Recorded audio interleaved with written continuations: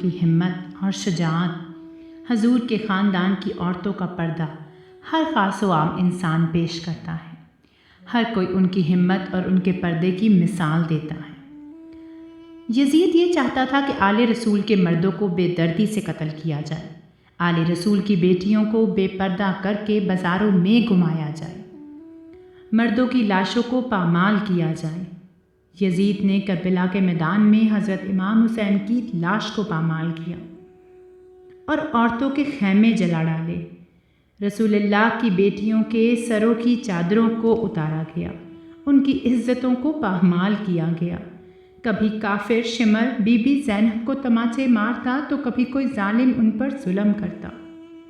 آخر میں یزید کی فوج امام سجاد کے پاس پہنچی اور چاہا کہ رسول خدا کے خاندان کے آخری چراغ کو بھی بجھا دیا جائے، تو بی بی زینب نے کہا، یہ ہمارے خاندان کا آخری چراغ ہے، اگر اسے بجھانا چاہتے ہو تو ہمیں بھی شہید کر دو۔ اور جب آگے بڑھ کر انہیں مارنا چاہا تو دیکھا کہ وہ تو بخار میں تپ رہے تھے۔ یزید کی فوج نے کہا کہ یہ تو بیمار ہے، راستے کی تکلیف کو برداشت نہیں کر سکے گا اور شہید ہو جائے گا۔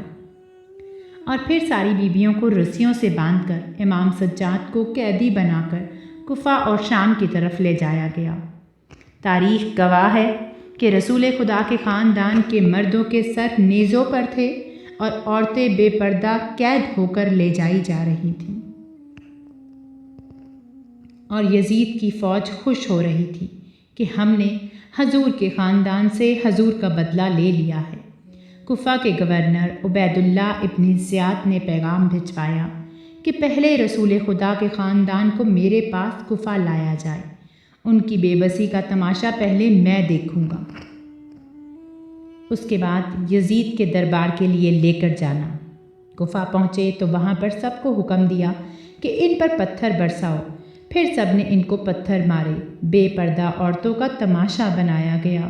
بی بی زینب اور ام کلثوم اپنے نانا کی امت کو دیکھ کے بس صبر کرتی رہیں۔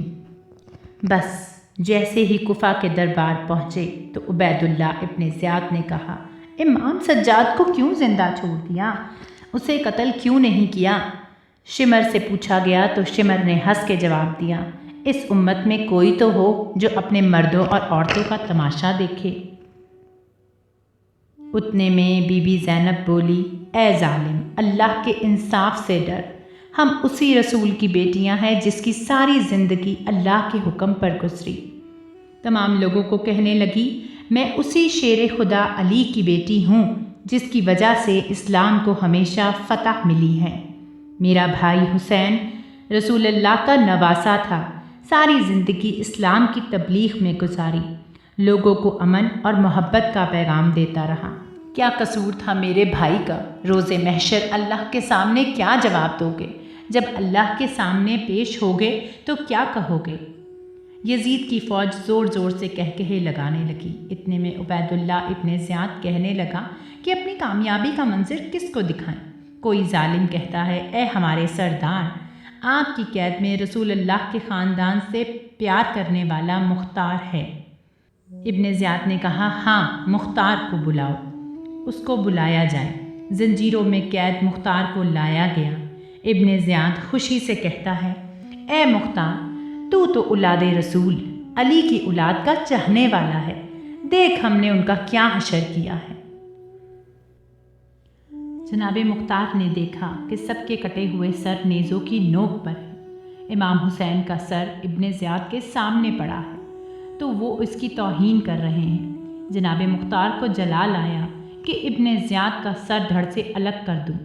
امام سجاد نے چاچا مختار کو بولا، یہی ظلم نہیں ہوا کہ سر نیزوں پر ہیں؟ ان سروں کے ساتھ ہمارے رسول کی بے پردہ بیٹیاں بھی ہیں۔ حضرت مختار تڑپ جاتے ہیں اور اللہ کے رسول سے فریاد کرتے ہیں، یا رسول اللہ، ابن زیاد نے دولت کے نشے میں آپ کے خاندان والوں کے ساتھ بہت ظلم کیا ہے جو تاریخ میں کبھی نہیں بھلایا جائے گا۔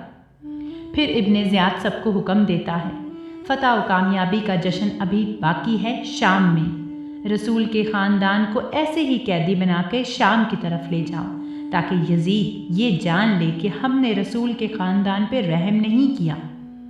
لیکن اللہ کا انصاف ابھی باقی تھا۔ جہاں جہاں سے بی بی زینب اور امام سجاد گزرتے رہے، اپنے خطبوں سے لوگوں کے ضمیروں کو اجاگر کرتے رہے۔ جو لوگ ان پر پتھر برسا رہے تھے ان کے خطبوں سے رونے لگے، یہاں تک کہ رسول خدا کا خاندان جب یزید کے دربار پر پہنچا تو یزید کے دربار والے ہی یزید پر لعنت کرتے رہے۔ یوں یہ بغاوت پوری دنیا میں قائم ہو گئی۔ آج بھی پوری دنیا میں ہر مسلمان یزید پر لعنت کرتا ہے، اس سے نفرت کرتا ہے، آل رسول کے خاندان کے غم پر اپنی آنکھیں نم کرتا ہے۔ دعاؤں میں یاد رکھیے گا۔ اللہ حافظ۔